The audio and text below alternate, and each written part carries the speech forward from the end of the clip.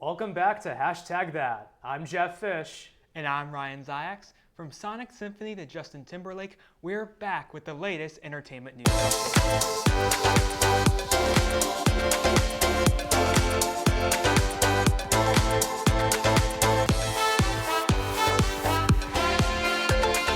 From Hamden to Hollywood, We are your source for Quinnipiac's entertainment news.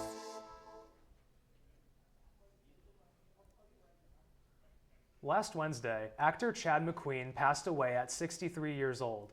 McQueen was known for his role as Dutch in The Karate Kid and The Karate Kid Part 2. He also appeared in other films such as Martial Law, Death Ring, and New York Cop. McQueen's death was a result of organ failure. According to his friend Arthur Behrens, McQueen suffered from injury after falling in 2020, and he never made a full recovery. McQueen was also the son of actor and race car driver Steve McQueen. On Instagram, McQueen's children, Chase and Madison, posted, quote, "As a family, we need to navigate this difficult time, and we kindly ask for privacy as we remember and celebrate his extraordinary life," end quote. McQueen will be missed by many. Keanu Reeves is set to reprise his role in Constantine 2, the long-awaited sequel to the 2005 DC Comics cult classic. In a recent interview with comic book, Lorenzo di Beneventura, who worked as a producer on the original Constantine film and will return for its sequel, provided an update on the script for the upcoming film, stating, quote, "You know it's in my inbox right now. Funny enough. I'm too scared to read it though. I want it to be good so bad. I'll probably read it in the next few days when I get on an airplane," end quote. This is the first true news that fans have gotten on Constantine 2 since it was announced by Warner Brothers last year, and with so much happening since then, it'll be very interesting to see where Constantine 2 falls into the new DC universe. On September 6th, the British news outlet The Sun reported that a sequel for The Goonies was in the works. However, last Friday, Martha Plimpton, who played Stephanie Steinbrenner in the original film, posted on Instagram that this is not true. Plimpton posted, quote, "People, there is no Goonies 2 script. There is no one attached. Spielberg is not directing. It's not real. What is real is check your registration and vote," end quote. Corey Feldman, who played Clark Mouth Devereaux in the first film, also indicated no knowledge of a sequel. On September 10th, Feldman posted on X, writing, quote, "I have no info that a sequel is in the works," end quote. The stars of The Goonies made it clear that Warner Brothers Pictures is not working on a sequel. Disney and Lucasfilm are being sued over its recreation of Grand Moff Tarkin actor Peter Cushing's image in Rogue One, a Star Wars story. As reported by The Times, a friend of Cushing has alleged Disney did not have permission to recreate the actor's image with special effects for Rogue One. Disney tried and failed to have the case dismissed for a second time on September 9, 2024. On September 9th, Deputy High Court Judge Tom Mitchison dismissed the appeal, stating, quote, "I am also not persuaded that the case is unarguable to the standard required to give summary judgment or to strike it out. In an area of developing law, it is very difficult to decide where the boundaries might lie in the absence of a full factual inquiry," end quote. With de-aging technology and AI only continuing to improve, the legal results of this case could have massive ripple effects. This weekend, Sonic Symphony performed live in Boston. Here to break it down for you is Michael Katz-Flynn and Sean Volukovich. Hey, hashtag, it's Michael. And I look ridiculous. I'm Sean. This weekend, we had the pleasure of attending Sonic Symphony in Boston. Yeah, it was really nice to see such a cool concert in such a historic location like Symphony Hall. Yeah, no, it was really cool. If you guys don't know what Sonic Symphony is, it's a world tour where some of the artists and composers of some of Sonic's most well-known songs go and perform in front of a live audience, which was just a really cool experience, and you don't really see many video game events like this. Yeah, absolutely. The arrangements varied from just pure orchestral, they actually had a live symphony there, to rap, to rock, to techno, to really everything in between. Sonic has always had a very diverse library as far as genres are concerned. Yeah, no, it was a very diverse range, and I kind of liked how there was two sessions with an intermission. The first session was all instrumental to build you up to the live performances. And it was just really good. And it was just really cool to see a bunch of passionate Sonic fans there. Just from the moment we walked in the door, we just saw so many different cosplays of various Sonic characters, and it was just really cool to see. There was some cool merchandise, and it was just a really good vibe all around. Yeah, and the passion continued even into the show with the entire crowd cheering and singing along to the different songs.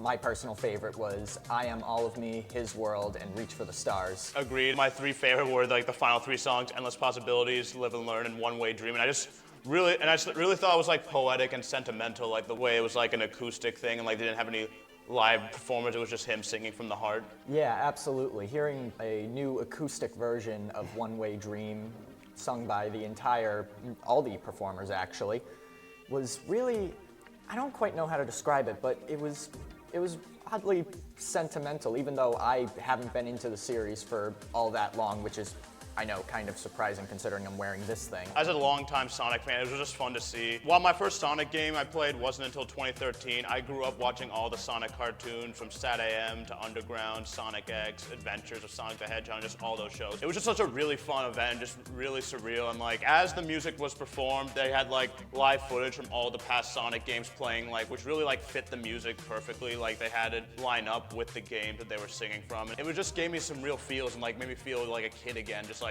remembering all the good times I've had playing Sonic and watching the shows. No, yeah, it was definitely, because I jam out to a lot of the music on a daily basis, so to see it performed, especially with an orchestra and in such a historic location like Symphony Hall, was just, there's no feeling quite like it. Yeah, and Sonic music is just, I don't know, I mean, there are plenty of other good video game soundtracks out there, but there's something about Sonic music just like hits differently. You got other cool tracks, Mario has some catchy tunes, although they only really have one lyrical song, and then all these other games like Metal Gear Solid has some good songs, but I don't know, just something about Sonic, it just feels special.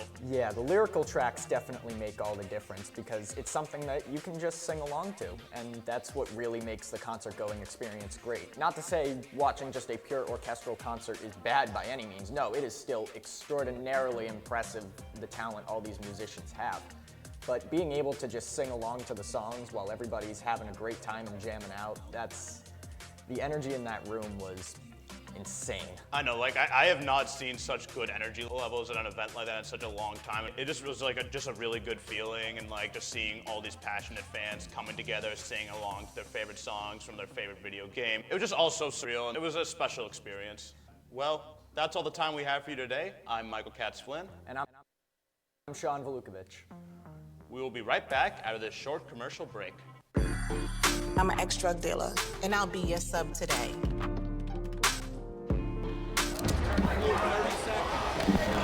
2 milligrams of fentanyl can be lethal.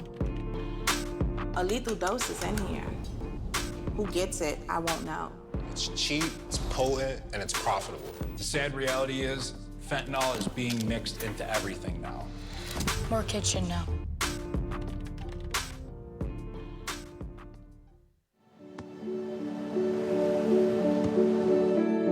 I don't remember how it started. Our back and forth. It always came back. Dad!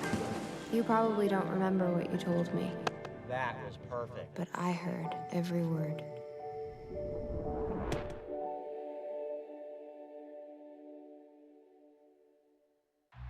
Everyone has a ritual, that small thing that keeps us focused. A habit we never skip to clear our minds and elevate our performance. But what do you do to keep your head in the game, to drown out the self-doubt and support your mental health? Because being your best isn't just about taking care of your body. It's about taking care of your mind and mental health. Discover the resources you need to keep your mind focused and your mental health a priority. Here to bring you the debut of Plugged In is Joe Flynn.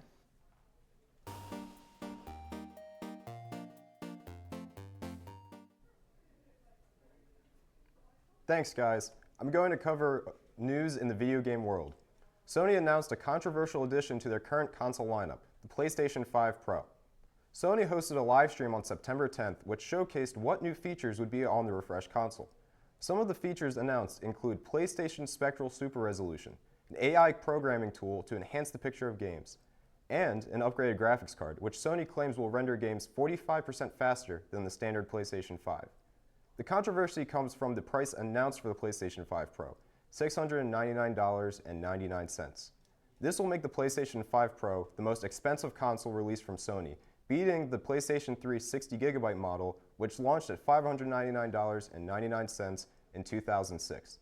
The console will also not come with a disk drive. However, one can be purchased separately for an additional $79.99. The notorious mobile game Flappy Bird is being revived. Announced by a collective called the Flappy Bird Group on September 12th, the new game will feature the same classic Flappy Bird experience along with the new game modes and characters. The original game was taken down from the App Store 10 years ago in February of 2014 after the original creator, Dong Wing, was unhappy with the addictive nature of the game. The Flappy Bird Group was able to use the Flappy Bird trademark after acquiring rights from GameTech Holdings LLC, who originally acquired the rights for Flappy Bird in 2023 after the IP was abandoned by Win. The project is also backed by 1208 Productions, a Web3 firm that specializes in cryptocurrency and NFTs. With news of the game being backed by a cryptocurrency group, people are concerned that the game may be crypto-focused. Win confirmed that he is not involved with the revival, saying in a tweet, quote, "No, I have no relation with their game. I did not sell anything. I also don't support crypto," end quote. The Flappy Bird Group has not stated if the game will require the use of cryptocurrency to play. Legendary skateboarder Tony Hawk teased that a new Pro Skater game could be in the works. In an interview show with Mythical Kitchen, Hawk briefly commented on the idea of a new game, saying, quote, "I wish I could tell you more, but I can tell you that I have talked to Activision again, which is insanely exciting," end quote. The last installment of the series, Tony Hawk Pro Skater 1+2, released in September of 2020. Fans have speculated that the new game could be similar to Pro Skater 1+2, which remastered the first two games in the series. The last original game, Pro Skater 5, released 9 years ago in 2015. That's it for this week's Plugged In. Back to you guys at the desk. Dancing with the Stars just announced its new cast, and here to fill us in on social media's reactions is Emily Katz. What's up, hashtag? It's Emily. Today I'm going to be breaking down what has fans excited for the 33rd season of Dancing with the Stars. On September 4th, the show revealed a thrilling cast list featuring 3 of the biggest names from the Olympic world. With an incredible lineup of talented USA athletes, anticipation is building for them to come back to our screens once more. First up, we have 2008 men's basketball gold medalist Dwight Howard. Howard is a former 8-time All-Star NBA player for the Los Angeles Lakers, who competed in the 2008 Beijing Olympics. Next, straight from this year's Olympic Games to the dance floor, we have bronze medalist and pommel horse superhero, Steven Nedorosek. Nedorosek earned his fame from captivating fans with his focused demeanor before unveiling his impressive athletic skills. He would then be compared to Clark Kent, Superman's alter ego. Also joining the lineup from this year's games is the champion of body positivity and bronze medalist for the women's rugby team, Alana Marr. 2018 Quinnipiac alumni and rugby center, Marr led the Bobcats to 3 consecutive national intercollegiate rugby titles. After the cast list was revealed, fans erupted on all forms of social media. Fans have been quick to share their opinions on the lineup, saying, quote, "This season is shaping up to be a diverse and interesting mix of athletes. Definitely one to watch." Or, quote, "A fan favorite. We can't get enough of this guy," when referring to Nedorosek. With many expressing how much they've fallen in love with these athletes, they are eagerly anticipating their return to the screen. It's shaping up to be an engaging season for fans, but the bigger question is how our Olympic athletes are preparing for this dance floor showdown. Steven said, quote, "One of my biggest insecurities is dancing personally, but I'm always the type of guy that pushes boundaries." Alana Marr plans to use her time on the show to promote body positivity. Quote, "This is again for female athletes who keep getting put in a box, stereotyped as being just one thing. We're more than just our sport. We can do so many great things with our strong, beautiful bodies. It's clear that our Olympic stars are ready to show the world what they are capable of both on and off the field. You can follow their preparation journeys on social media for exclusive behind-the-scenes Instagram content. Now the big question remains, will these Olympian stars continue their winning streak? They are no strangers to the intensity of their sport, but when it comes to the dance floor, will they bust a move or succumb to the pressure? A question you will have to wait and see for yourselves when the first season premieres Tuesday, September 17th at 8 p.m. Eastern Time. But that's all I have for today. Hashtag that will be back after this quick commercial break. Here with late night highlights is Olivia Gruber.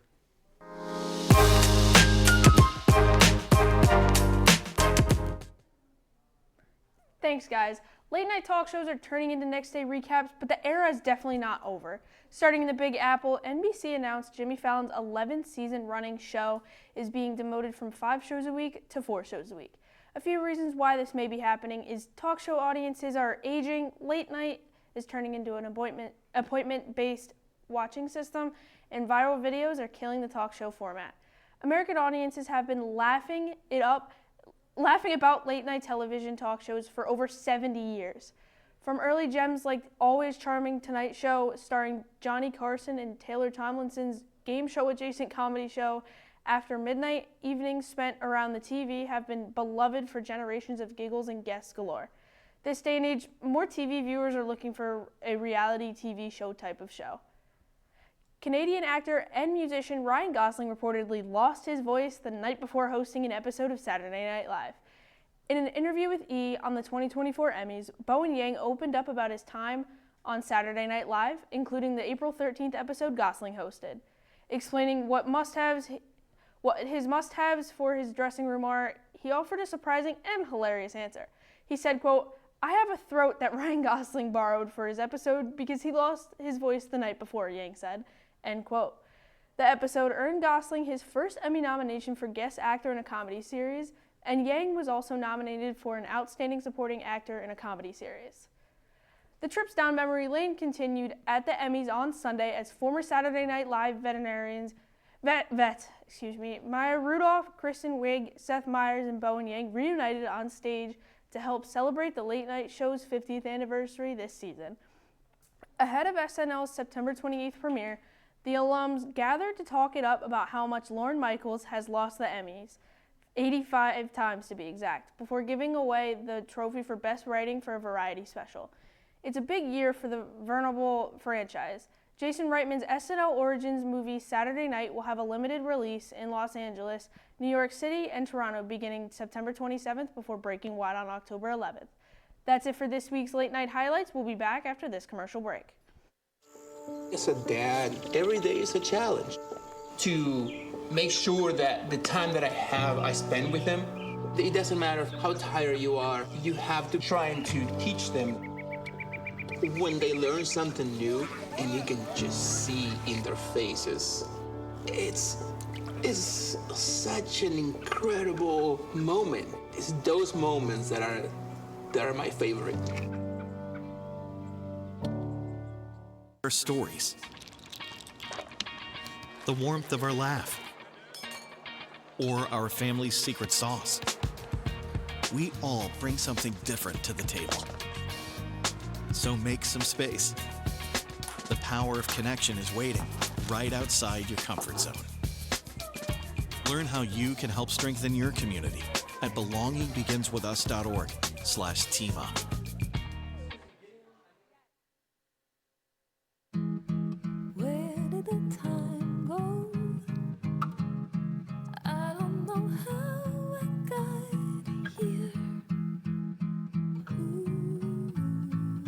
You've done the hard part. You quit smoking. Now do the easy part and get scanned for lung cancer.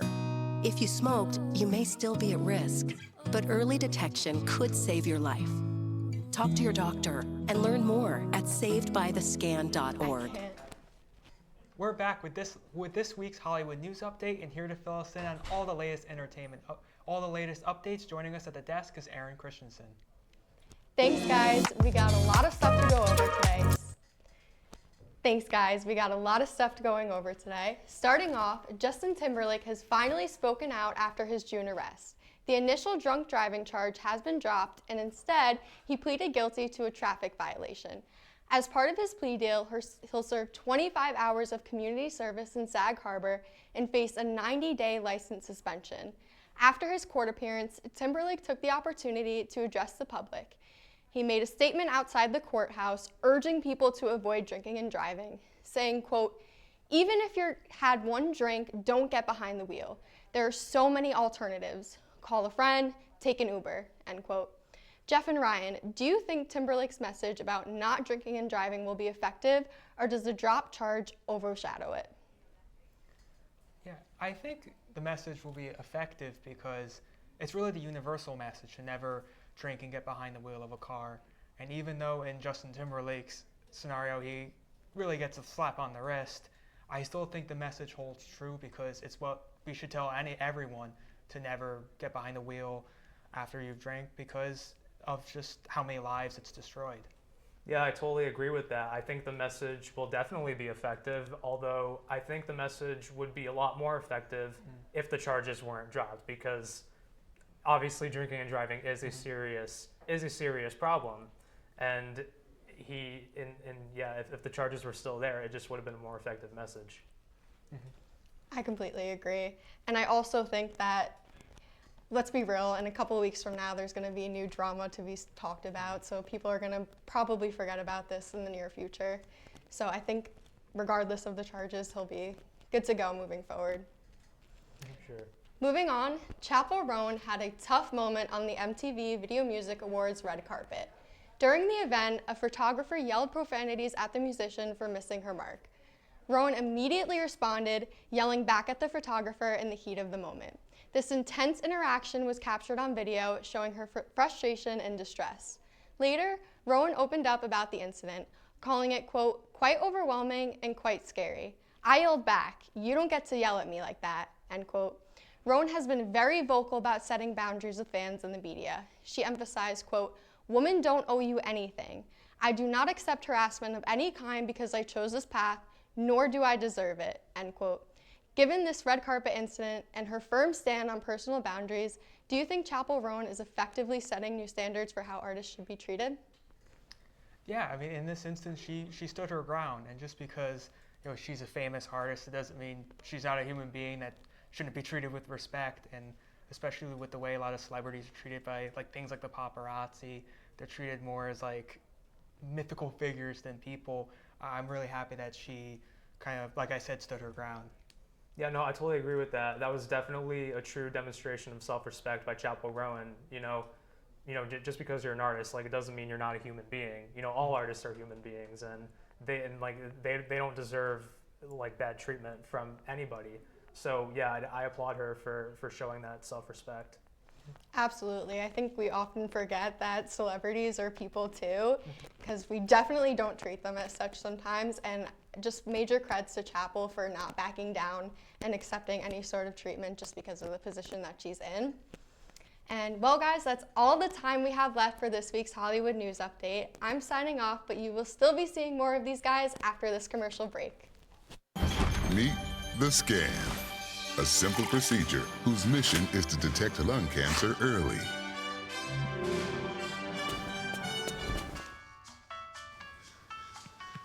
I'm here to save you! But I feel fine. That's great, but you may still be at high risk for lung cancer. Oh man, that's a new fence. If you smoke, early detection could save your life. Learn more at savedbythescan.org. Have you ever helped a fellow veteran? Of course. Yes. Have you ever asked for help yourself? It's always tough, right? I always feel like I can solve my own problems, but eventually, you just can't deal with it on your own. And you start to question, maybe people would be better off without me. When you realize that you're not alone, once you take that first step, there's so much support.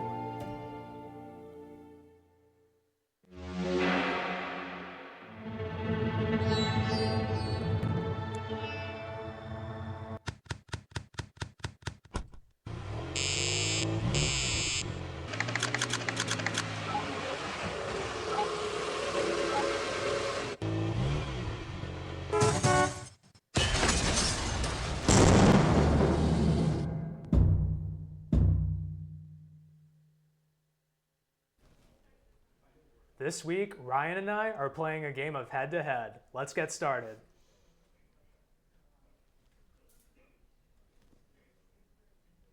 Who has a better filmography, Keanu Reeves or Tom Cruise? That's the question. That's a hard one. I gotta go with Tom Cruise here. I would agree. I mean, he has all the Mission Impossible movies, the Top Gun movies, and Jerry Maguire, Collateral. Maguire, yeah. Definitely in terms of roles, he's a lot more versatility. This is tough because Keanu Reeves is in so many incredible franchises, like The Matrix, like John Wick. One of my favorite movies, Point Break. Yeah. So that's why I was thinking about it, but you gotta go Tom Cruise because he's been in Hollywood for ages and has made just so many incredible movies. Yeah, and just more versatile as well. Mm-hmm. All right. Yeah. Will Ferrell or Adam Sandler? All right, that's going to be a tough one because I love both actors and their movies. Let's see. Yeah, I mean, you get a lot more quotes with Adam Sandler, like, you blew it!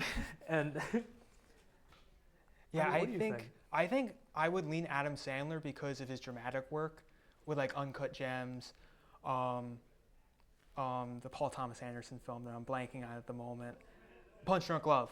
His dramatic work, I think, would put him over Will Ferrell in this regard because they each have very formative comedies for the 2000s era. But Adam Sandler stepping in and doing different kinds of roles with really excellent filmmakers, I think would just put him above Will Ferrell for me. Yeah, no, that's definitely valid. I mean, I'm gonna go with Will Ferrell here because you know, Step Brothers, you know, everyone's seen it, everyone can quote it, everyone knows what it is. So, yeah, that's who I'm going with. Awesome. Ooh, Margot Robbie or Emma Stone? This is another really tough one, and they've both been all over the place. I would lean Emma Stone as a big, you know, like La La Land is one of my favorites. Crazy Stupid Love, another movie that I love, no pun intended. So I would be leaning Emma Stone, especially with the work she's been doing recently, like Kinds of Kindness that was all over the Cannes Film Festival. I would lean Emma Stone for her filmography, but Margot Robbie's been in so many big movies and will only continue to. Yeah, I'm gonna have to lean towards Margot Robbie because of her versatility. You know, she can do basically any accent really well. I mean, there was a time where I forgot that she speaks with an Australian accent, but she does the American accent so well, and a bunch of others. So yeah, I'm gonna go with Margot Robbie. Ooh, Ryan Gosling or Christian Bale? Wow. This is another really difficult one. I would gotta say Ryan Gosling.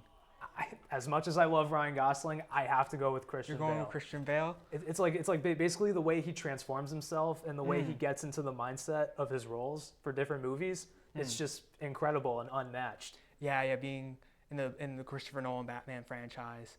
Yeah, it is hard to argue with, but Ryan Gosling's been in so many films, like La La Land, like Blade Runner 2049, like Drive. That's its 13th anniversary today. Yeah. But two great actors who are both insanely versatile. Yeah, for sure. Denzel Washington or Nicolas Cage? Nicolas Cage has been in like every movie ever. Yeah, so basically. You have a lot to pull from. Like I know Face Off is one of your favorites. It's one of my favorites. It's a movie I love too. John Woo directed. I mean, I think the quality of a lot of Denzel's films, like A Training Day, like An American Gangster, I would put that over Nicolas Cage's. I feel like the best of Denzel's filmography is superior, but Nicolas Cage's like sheer volume is like unmatched by anyone that's not like Samuel L. Jackson. Yeah, basically he's been in a lot. So, yeah. And then we have Leonardo DiCaprio and Tom Hardy. I would say DiCaprio. I think I would argue he has the best filmography of like any actor ever. The amount of he's worked with like every big director of his era. Scorsese, like Tarantino. So I would say DiCaprio, but I mean, Tom Hardy's been in some great ones, all those Nolan movies. Yeah, no. Talent-wise, I would go with Tom Hardy, but I mean, filmography-wise, DiCaprio takes it because of the people he's worked with, for sure. Definitely. A lot of great artists, and overall, that's all we have this week on #that. Make sure to follow us on our social media accounts to stay up to date. I'm Ryan Ziax. And I'm Jeff Fish. From the producers, talent, and everyone working hard behind the scenes, thank you for watching #that, and we will see you again next week.